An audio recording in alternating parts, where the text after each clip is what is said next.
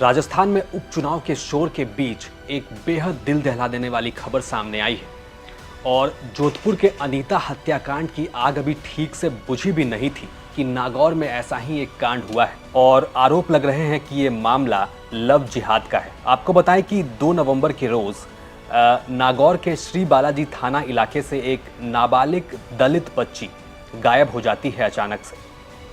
ये लड़की 2 नवंबर की रात को अचानक से गायब होती है और इस लड़की की लाश मिलती है 2 दिन बाद 4 नवंबर को। आपको बताएं कि उसी लड़की का एक पड़ोसी जिसका नाम बताया जा रहा है ज़खीर खां, उस पर आरोप है कि वो लड़की को पहले अगवा करता है, वो वहाँ से कहीं दूर नोखा इलाके में ले जाता है, उसके साथ बलात्कार किया जाता है और आरोप तो ये भी है कि लड़की के साथ गैंग रेप हुआ और उसके बाद वहीं उस लड़की को इस सूने कुएं में फेंक दिया गया। अब इससे पहले कि हम आगे बढ़ें, आप पहले सुनिए नागौर के एसपी क्या कहते हैं। बालाजी थाने के अंदर 2 तारीख को एक बच्ची शामसर की रहने वाली है, उसके पेरेंट्स ने एक रिपोर्ट दी थी कि मेरी बच्ची रात को हमारे साथ सोई थी। 11 बजे देखा तो वो वहाँ नहीं मिली, आसपास में ढूंढा तो कहीं नहीं मिली, तो कोई अज्ञात व्यक्ति बेला फुसला के ले गया। ऐसी FIR दर्ज हुई थी। फिर टेक्निकल एंगल से जांच की तो एक पड़ोस में रहने वाला व्यक्ति, उससे उसकी बातचीत होना और तो उस व्यक्ति को अभी पुलिस लेके आई है और उससे पूछताछ कर रही है। वो बता रहा है कि हम दोनों साथ में निकले थे, नोखा से आगे पहुँचू रोड पर कहीं बैठ के बात की। वहाँ कुएं के अंदर पहले हम दोनों को ये डिसाइड किया था कि गिर जाते हैं, तो पहले वो कूदी तो फिर मेरा मन फिसल गया और मैं रुक गया। तो उस कुएं पे अभी सर्च कर रहे हैं। अगर जिस प्रकार से वो व्यक्ति बता रहा है वैसी कोई हुई बॉडी रिकवर हुई हो तो उसके बाद में आगे की कार्रवाई भी हमारी पुलिस वाली कर रही है वहीं है। सर, गैंग रेप की बात सामने आ रही है, ऐसी बात अभी तक कोई आई नहीं है। जैसे अगर चीज़ें रिकवर होती है बॉडी और फिर पोस्टमार्टम में कोई जैसी चीज़ आती है तब आगे की कार्रवाई की जाएगी। ये आप सुन रहे थे नागौर के एसपी नारायण टोगस को, जिनका कहना है कि मामले में SIT गठित कर दी गई है और मामले की जांच की जा रही है। लेकिन बड़ा सवाल ये कि राजस्थान में इस तरीके से आपराधिक घटनाएं कैसे बढ़ती जा रही हैं और दिन दहाड़े कोई ऐसे ही किसी भी लड़की को गायब कर ले जाता है और उसे मार दिया जाता है, उसके साथ बलात्कार किया जाता है। अब बड़ा सवाल यहाँ पर भजन लाल सरकार से भी। खैर, लौटते हैं मामले पर।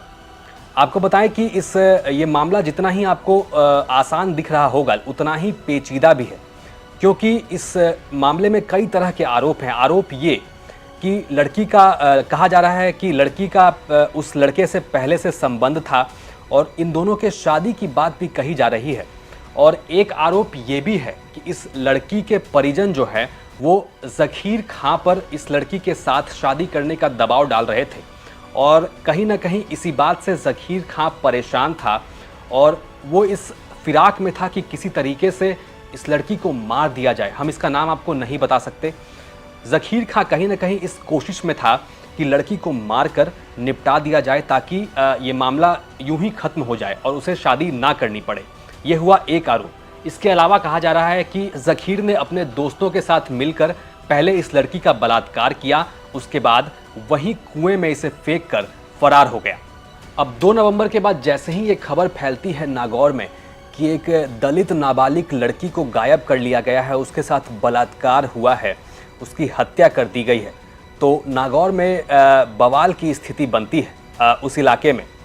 आपको बताएं कि इसके बाद जैसे ही ये खबर फैली, पुलिस प्रशासन के साथ ही NDRF और SDRF की टीमें मौके पर पहुंचती हैं और क्योंकि वो जो कुआं था वो करीब 350 से 400 फीट गहरा था। अब जाहिर है वहाँ से एक डेड बॉडी को निकालना कितनी बड़ी चुनौती होगी। ऐसे में SDRF की टीमें वहाँ पर लगती हैं और करीब 72 घंटे तक, मतलब 3 दिन तक ये सर्च ऑपरेशन और रेस्क्यू ऑपरेशन चलाया जाता है उस डेड बॉडी को निकालने के लिए। और आखिरकार कल यानी कि 6 नवंबर को उस लड़की की, दलित लड़की की बॉडी उस कुएं से निकाली गई। अब इस बॉडी के निकलते ही उस लड़की के परिवार में मानो मातम छा गया, क्योंकि एक तरफ अभी जोधपुर में जो अनीता हत्याकांड हुआ है लगातार उसकी चर्चाएं हो रही थी। लोग डरे हुए थे, सहमे हुए थे कि कोई कैसे एक महिला को 6 टुकड़ों में काट सकता है। और जाहिर है ऐसे में उस लड़की के परिवार वालों को भी ऐसी किसी बात का अंदेशा था कि उनकी बच्ची के साथ भी ऐसा कहीं ना हो जाए। हालांकि बॉडी तो उसी हालत में मिली है, लेकिन लड़की की हत्या करके उस कुएं में डाल दिया गया। अब आरोप ये है कि लड़की का पहले बलात्कार हुआ, 2 से 3 लोगों ने मिलकर उसका गैंग रेप किया, उसके बाद उसकी जो बॉडी है उसको उसी कुएं में फेंक कर भाग गए।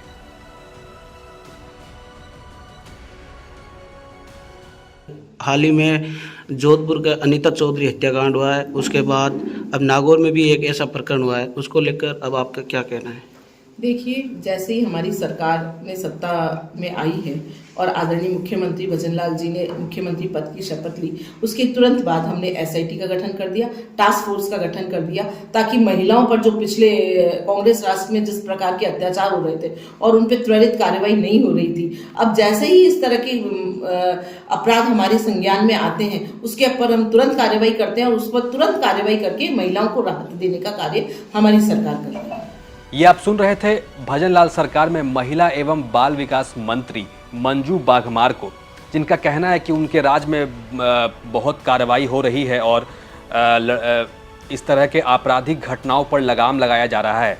लेकिन सवाल उनसे ये कि अगर लगाम लग रहा है तो रोज़ ऐसी घटनाएं कैसे सामने आ रही हैं, वो भी लड़कियों के साथ। फिलहाल आपको बताएं कि इस मामले की जांच जो है वो बहुत तेज़ी से हो रही है, क्योंकि मामला बहुत ही संजीदा है।